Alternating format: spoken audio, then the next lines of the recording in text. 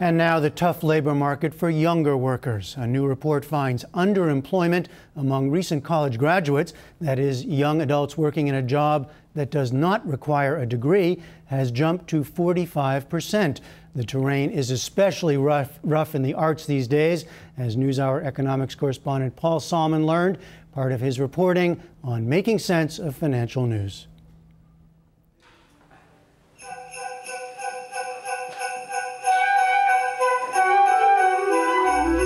Gustav Mahler's Fourth Symphony, conducted by James Gaffigan, played by the orchestra of perhaps the world's foremost college of the performing arts, Juilliard, which costs $55,000 a year to attend. Though many are still undergrads, these kids make world-class music. No surprise, since they're immensely talented, and most of them have been practicing practically all day, every day since they were tots, and were admitted to one of the world's most selective schools. Some Juilliard departments have less than a 1% acceptance rate. So, what are the job prospects of some of the world's most gifted and motivated young college grads?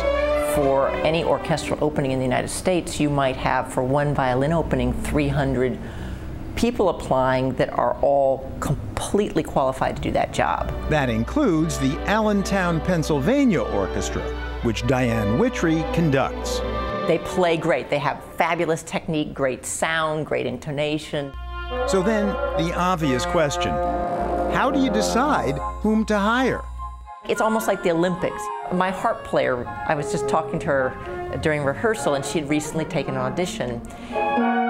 They give you a piece, it's really hard, and if you do really well on that one, you get to play another piece. And then if you do really well on that one, you get to play another piece. And she was on the 6th excerpt, and then she messed up and missed a note.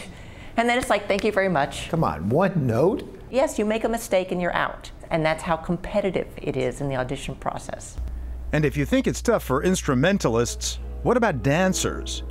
Each dance class at Juilliard starts small, 24 students or so, and gets even smaller through attrition. There are job opportunities for male dancers, less competition for each slot. The women, however, face almost impossible odds. Galim Dance Company, a small and upcoming modern dance troupe based in Brooklyn, recently advertised an opening. And we had 700 dancers audition for the spot. 700? 700. Meredith Max Hodges is Galim's executive director. Many of these dancers were graduates of conservatories or full-time dance programs. These were serious candidates. But no matter how serious, how talented, in today's job market for the arts, there's no guarantee or even much likelihood of success. Who's to blame? A familiar culprit has had a hand: the Great Recession.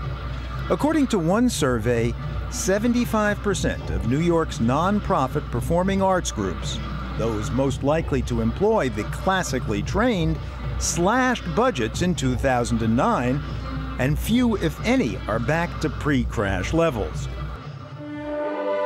A second villain of the piece is technology.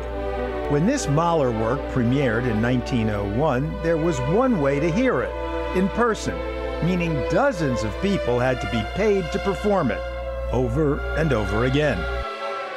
That same year, however, the Victor Talking Machine Company was established, allowing one recorded performance, or a few, to replace many hundreds of live ones. A century later, searching online for video of Mahler's Fourth Symphony yields 25 million hits. So why leave home, pay real money to sit uncomfortably so you can hear and see the same thing?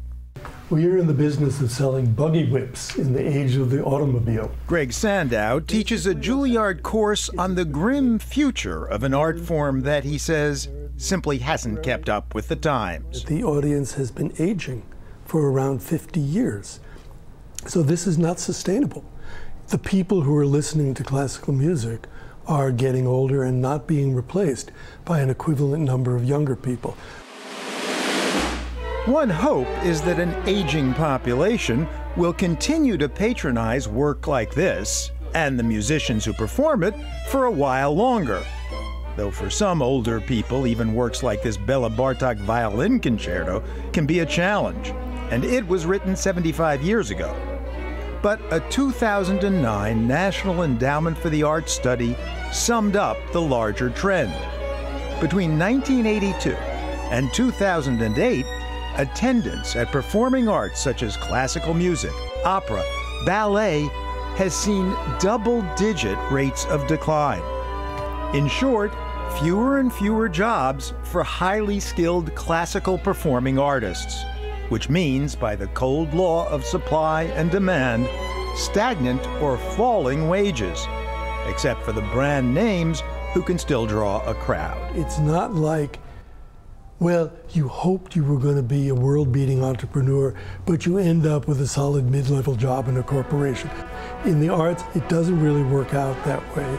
You have 20-odd orchestras in what the League of American Orchestras calls Group 1, and the minimum salary is quite respectable. But then, beneath that, you have orchestras playing 4, 5, 6 concerts a year, and the musicians who play in those orchestras are racking up untold miles on their cars, going from gig to gig. And a player in Allentown might make $6,000, $7,000 a year.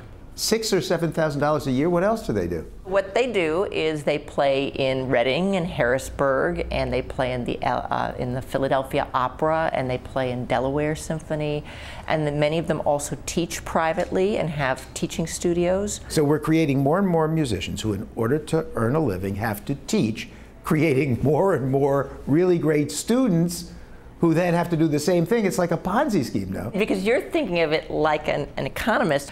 But we as musicians, we don't go into music for the money. We go into music because it's part of our soul. It's part of who we are. It's what we have to do. We want to share music with the world. And we would do it whether we got paid or not. Now, of course, and Sandow and Wittry agree, it was in a sense ever thus. La Bohème, Act 1, Scene 1. Rodolfo burns the pages of his new play to keep himself and roommate Marcello from freezing. But now the problem is worse because there are fewer of the jobs that used to exist. And many of the ones that still exist, like those in orchestras, they feel precarious and musicians are taking pay cuts. Moreover, though Puccini's 19th century bohemians were behind on the rent, even they weren't in the hole for tens, even hundreds of thousands of dollars in student loan debt. Not unusual for today's fine arts grads. Like 28-year-old dancer Carolyn Furman, who says the market salary of $28,000 that she earns from her highly coveted full-time job at Galim Dance barely allows her to keep up with the payments on the $60,000 she borrowed to attend Juilliard. Indeed, many artists are calling it quits here in the U.S. and heading abroad. I have a lot of friends that move somewhere to Europe or likewise to have a job that's supported by the government that gives more money to the dancers. What percentage of the dancers you know or friendly with are now primarily abroad? Maybe 50%. 50 sounds right. 24-year-old Emily Turndrup graduated from the University of Utah, dances in an off-Broadway show to help make ends meet. It seems like the work is getting divorced from the pay a lot here in America, where if you like to do this, you should do this for free. Where in Europe, I still feel like it's, if we're asking you to come do this, we will pay you for the time we are taking. It's disappearing in America. A common lament, though of course not just in the arts. But why do performing artists here still stick it out? If you're doing something you love, you figure out how to keep it alive. If it's you, and if it's your truth, you just keep on going. But chances are also that you won't necessarily make enough to live on. All the more reason to create your job, create your own project, go out there and be your own boss and figure out something that hasn't been done before, and chances are you'll love it. But how does a performing artist who practices all day, every day, learn how to practice entrepreneurship as well. That's a story for another day, a story we intend to tell soon. Online conductor Diane Wittry gives Paul a lesson in leading an orchestra. You can watch that on our homepage.